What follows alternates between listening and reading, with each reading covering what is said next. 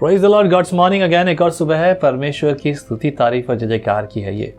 अब जो है उसके लिए दिल की गहराई से धन्यवाद करते हुए उसके पास आओ, है ना। मिस कॉल मत दो परमेश्वर को। प्रभु तेरा धन्यवाद आज के दिन की, तेरी स्तुति, तेरी तारीफ, तेरी जय जयकार।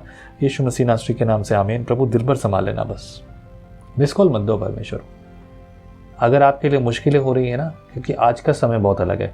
हमने बहुत से लोगों को देखा है, वो सुबह सुबह जल्दी उठकर प्रार्थना करते हैं और देर तक समय बिताते हैं। खासतौर से ऐसी ज़िंदगी पास्टर्स की है। देर से सोने वाले सुबह सुबह बहुत जल्दी कैसे उठेंगे। मेरे प्रियो, मैं आपको एक बात बताना चाहता हूँ। इन बातों से ना अपने अंदर को समझने की ज़रूरत है। आज आपको घर परिवार सब बातों में ना एक सिस्टम बनाना चाहिए, जिससे आपको प्रार्थना का और दूसरी चीज़ों का समय मिले।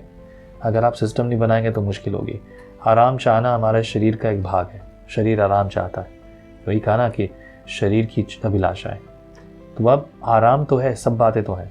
थोड़ा काम कम कीजिए, कुछ कीजिए, कैसे कीजिए, बस ये करना तो पड़ेगा।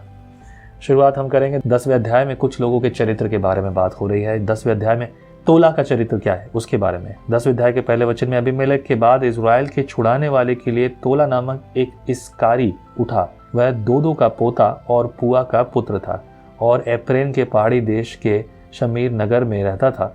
वह 23 वर्ष तक इज़राइल का न्याय करता रहा। तब वह मर गया और उसको शमीर में मिट्टी दी गई। न्याय करने का मतलब ये समझ लो सरपंच टाइप का है। और वो इज़राइल के लिए जो है कुछ समय तक इज़राइल के लोगों के लिए साथ देता रहा, उनकी परिस्थितियों में खड़ा रहा। एंड दिस वाज एक्चुअली, ये उनके स्वभाव से और उनके जीवन से दिख रहा था, इसीलिए वो न्यायी ठहरे। उनके स्वभाव में, उनके जीवन में यहोवा उनको इस्तेमाल करता। और इसके पीछे की कहानी भी है कि परमेश्वर ने लोगों को क्यों रखा न्याय करने के लिए। उसके पीछे भी कहानी है, उस पर हम बात करेंगे किसी समय। लेकिन आगे देखें याईर चरित्र क्या है। 3 पद में लिखा है, इसके बाद गिलादी याईर उठा। वह 22 वर्ष तक इज़राइल का न्याय करता रहा और उसके 30 पुत्र थे जो गधियों के 30 बच्चों पर सवार हुआ करते थे। और उनके 30 नगर भी थे जो गिलाद में है और आज तक हब्योताइर कहलाते हैं। तब याईर मर गया और उसको कामोन में मिट्टी दी गई। अच्छी बात है ना, 30 गांव, 30 शहर और 30 ही पुत्र। वाव, 30 बेटे, बड़ी बात है। उसके बाद 6 पद में यिप्तह का चरित्र। तब इज़राइलियों ने फिर यहोवा की दृष्टि में बुरा किया, अर्थात बाल देवताओं और अश्तोरेत देवियों और आराम, सीदोन और मोआब, अम्मोनियों और पलिश्तियों के देवताओं की उपासना करने लगे और यहोवा को त्याग दिया और उनकी उपासना की। तब यहोवा का क्रोध इज़राइल पर भड़का और उसने उन्हें पलिश्तियों और अम्मोनियों के अधीन कर दिया। और उस वर्ष ये इज़राइलियों को सताते और पीसते रहे, वरन यरदन पार एमोरियों के देश गिलाद में रहने वाले सब इज़राइलियों पर ठहर 18 वर्ष तक अंधेर करते रहे। अम्मोनी यहूदा और बिन्यामीन से और एप्रेम के घराने से लड़ने को यरदन पार जाते थे, यहाँ तक कि इज़राइल बड़े संकट में पड़ गया। तब इज़राइलियों ने यह कहकर यहोवा की दुहाई दी, हमने जो अपने परमेश्वर यहोवा को त्याग कर बाल देवताओं की उपासना की है, यह हमने तेरे विरुद्ध महापाप किया है। यहोवा ने इज़राइलियों से कहा, क्या मैंने तुमको मिस्रियों, एमोरियों, अम्मोनियों और पलिश्तियों के हाथ से न छुड़ाया था? फिर जब सिदोनी और अमालेकी और अम्मोनी लोगों ने तुम पर अंधेर किया और तुमने मेरी दुहाई दी, तब मैंने तुमको उनके हाथ से बिना छुड़ाया?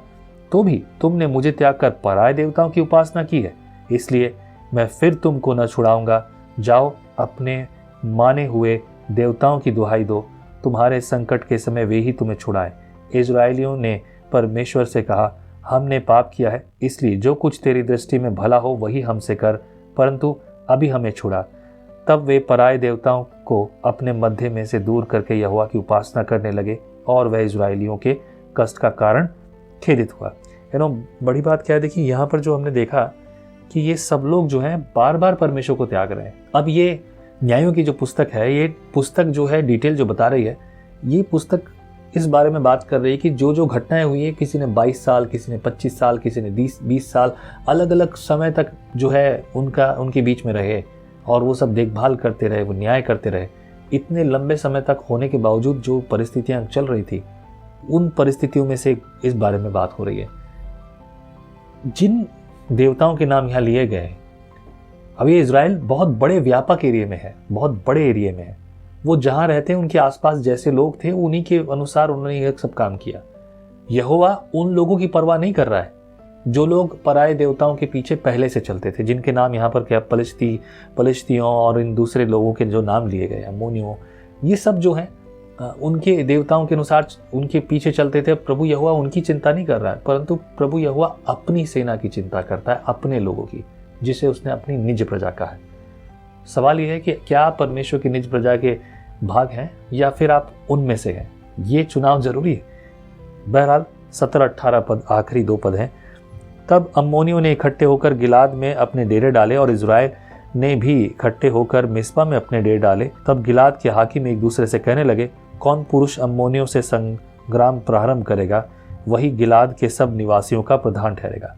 यहाँ पर यह बात उन्होंने एक चुनौती दी और एक तरह से प्रतिस्पर्धा रख दी कि कौन पहले करेगा, वही जो है सबसे जो है ऊंचा ठहरेगा, वही सबका प्रधान ठहरेगा। इन्होंने आपस में ये संधि बांधी। और इसके बाद हम 11 पद से देखेंगे किस प्रकार से यिप्तह को परमेश्वर ने इस्तेमाल किया। So that is the story here today. मेरे प्रियो, संगति जो परमेश्वर के वचन के साथ आप करते हो वो आपको ऐसा बनाएगी जिससे आप अपने जीवन के हर युद्ध से लड़ सको। आमीन। प्रभु आपके जीवन में कार्य करे, प्रभु का वचन आपके जीवन में कार्य करे, बहुत आज अनुग्रह और आशीष से भर जाए। आमीन। प्रभु आपके साथ हो। जय मसीह की। परमेश्वर का वचन जीवन देने वाली रोटी है। आओ हम इस जीवन देने वाली रोटी का और मजा लें विजनरी टीवी पर।